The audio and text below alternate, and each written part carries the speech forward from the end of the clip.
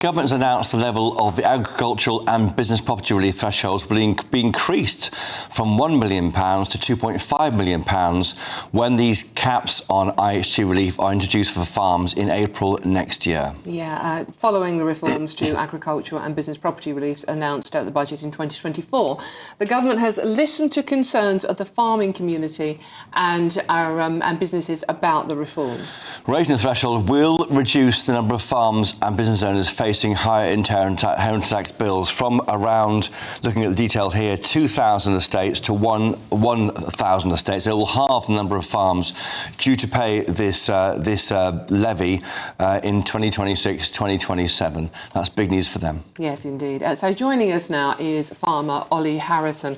Ollie, thank you very much for joining us. Ollie, good news. Are you celebrating this morning now? Yeah, I mean, it's hard to get too excited because I do know of so many examples of farms that will still struggle by this, but it's definitely a step in the right direction. I'm just so frustrated that it took 14 months for them to actually admit that they were wrong. And I know it's like, oh, it's another U-turn, it's this, that, and the other. Well, we do need to celebrate it. We do need to see we've got some sensible change coming. You know, it is really, really good news, and it's definitely in the right direction. It won't suit everyone, but it's a really good start, and even it will soften the blow slightly as well.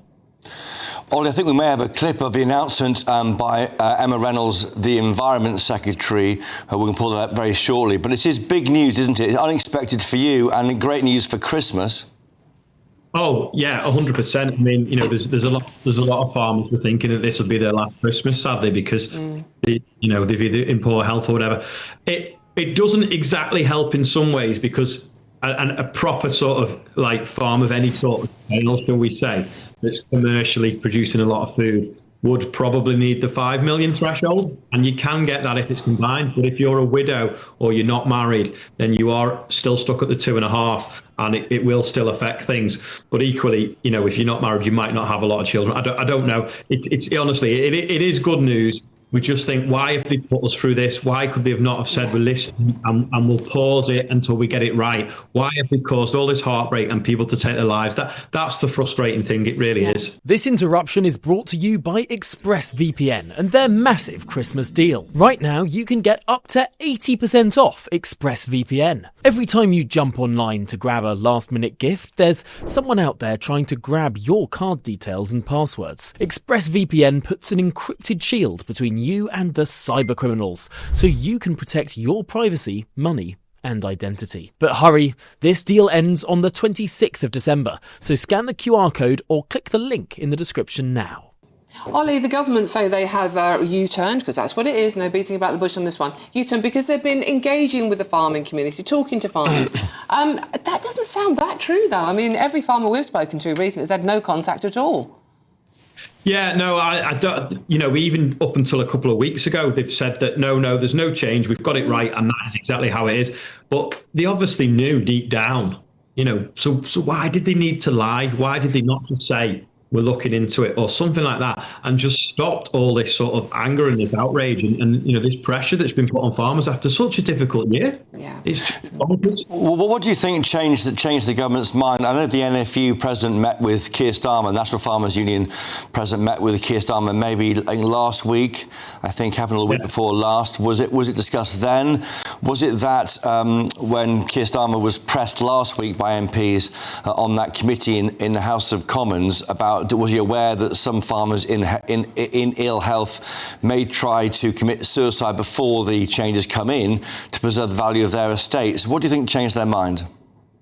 I mean, Tom from the NFU met with Keir over 12 months ago, and he said, "Oh, give us 38 hours or 48 hours or something," and nothing happened at all. It was radio silence, and he did go in again after, obviously, we'd have this shocking moment in the not the AFRA committee, what did you call the committee? Sorry. Yeah, well, it's called the liaison committee. It's a committee of senior MPs. Yeah. Yeah, which to be fair, the Prime Minister come across is quite callous, really, in the fact that, you know, he didn't look like he was listening at all. Obviously, it was a front, and he has done, and they've thought, right, let's see if we can sort this out. And it is a big start. And had they listened in the very first place and done this then, we wouldn't have had all this drama over the last 12 months. And that's just the annoying thing, really. You know, that the work that some people have put in to try and get this sensible option. We've said all along we don't want a U-turn. We'll give you an off-ramp, and we've come up with some policy probably better than what they've just come out with now, which could generate them more and protect even further farms. But they've chosen not to take that route, which is interesting, or stubborn, shall we say? I don't know, but it is good news, and it's definitely going to cheer a lot of farmers up from a difficult year. It's a good end to the year for what we started. It definitely. Indeed. Ollie, cynics would say that this is less about engaging with the farming community and listening to people and more about it being a deeply unpopular policy with the public, with one eye on elections coming up next year. Yeah, I mean, whether it'll change the way they're going to vote, I don't know after what they've been put through. People have short memories, but I don't think farmers do, because everything we do is from season to season. So I don't think they could repair the damage, but they've still got time. They could be the saviour of agriculture. The Minette report is out now. Admittedly, it come out on taking the trash out day, which is sad because there's some important stuff in that came out last Thursday. And if they would work with us, but there's not this flow of information. We have gone to Baroness Batters about her report last week. Came out with 57 recommendations, but she hasn't done a lot of interviews with the press since then. We're trying to get her on.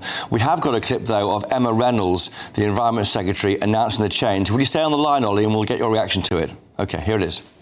So we've listened to farmers and businesses across the country, and we want to protect more family farms and businesses. So we're announcing today that we're increasing the inheritance tax threshold for individuals from £1 million to £2.5 million. So that means a couple with an estate worth up to £5 million will pay no inheritance tax when they pass on their estate to the next generation. It's important that as a government, we listen to those farmers and businesses who will be affected by changes in policy.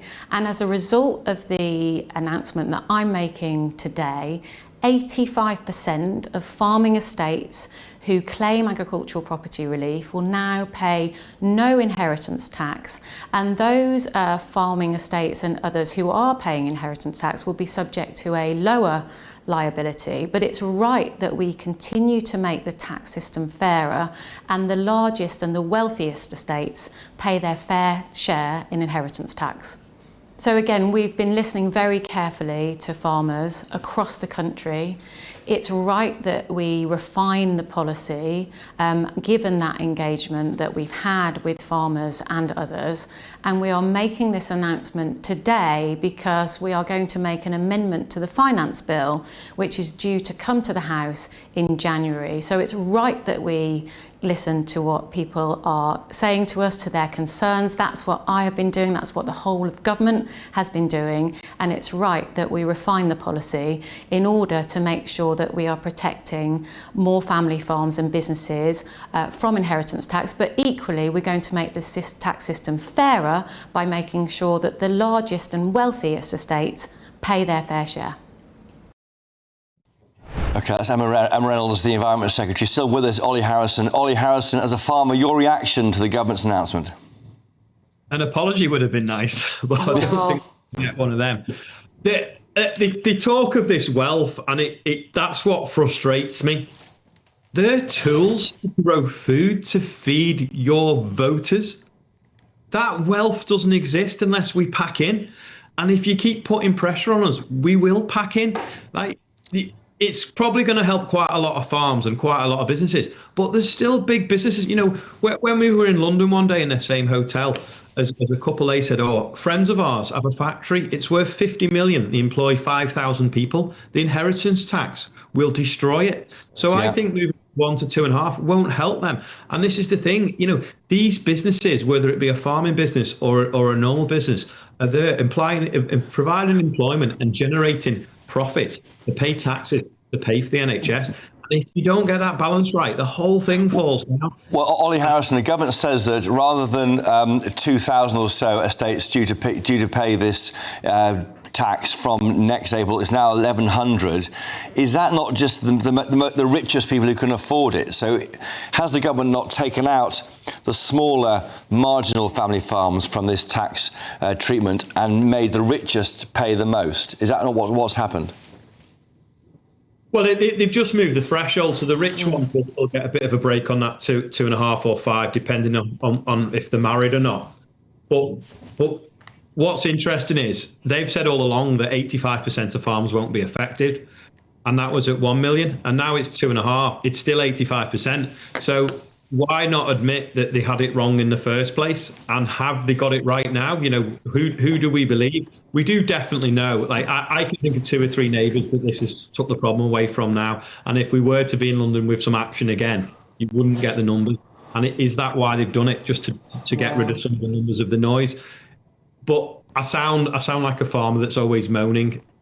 It is very, very good news and has sorted a lot of people out. But equally, is there any ambition to invest in a farm, to grow it anymore, to keep it efficient when you basically got this sort of threshold been put in? Ollie, you don't sound like you're moaning at all. You sound like a farmer that's put under an awful lot of pressure simply for trying to do your job and feed the country. That's quite an important job, one would have thought. And provide employment. That's 100%. Don't talk about how many people they employ. That's the other thing. What do you think was the turning point? I mean, we may have this clip of Keir Starmer being grilled by MPs, and we'll play it now. Ollie, just look at this. Look at this question and answer with the PM just last week, and let's get your thoughts on that. Is the Prime Minister aware that some farmers who have terminal diagnosis now are actively planning to expedite their own deaths so they hit before April? Is he aware of that? I've had discussions with a number of individuals who've drawn all manner of things to my attention. Now, that was a difficult conversation to have with anybody. Will your policies lead to people killing themselves, was the question. Ollie, your thoughts on that? Was that the moment when the PM woke up to the effect of this change next April? I mean, later on in that conversation, he said it was a necessary consequence, which was just an horrendous thing to say, and that did not go down well. No. I think they need to have a bit of a sense check and actually start listening. Where's all this noise coming from, and why, and what's how it got wrong, and can we start improving it? This is obviously a massive step in the right direction. Will they listen to us on other things? Because don't forget, we've had our SFI taken off us, which is Sustainable Farm Incentive. Supposed to be a new bit of that coming out. That still hasn't arrived yet. You know, there is so much things going on. We seem to think that we can just import everything we need, but really we know it costs more, and that's money in the economy. There's so much more to do, and I don't want to say that it's all over and that's that. Though it'd be nice to be in that position, we still don't believe any business should pay inheritance tax. That's the thing. That's where I'm at anyway.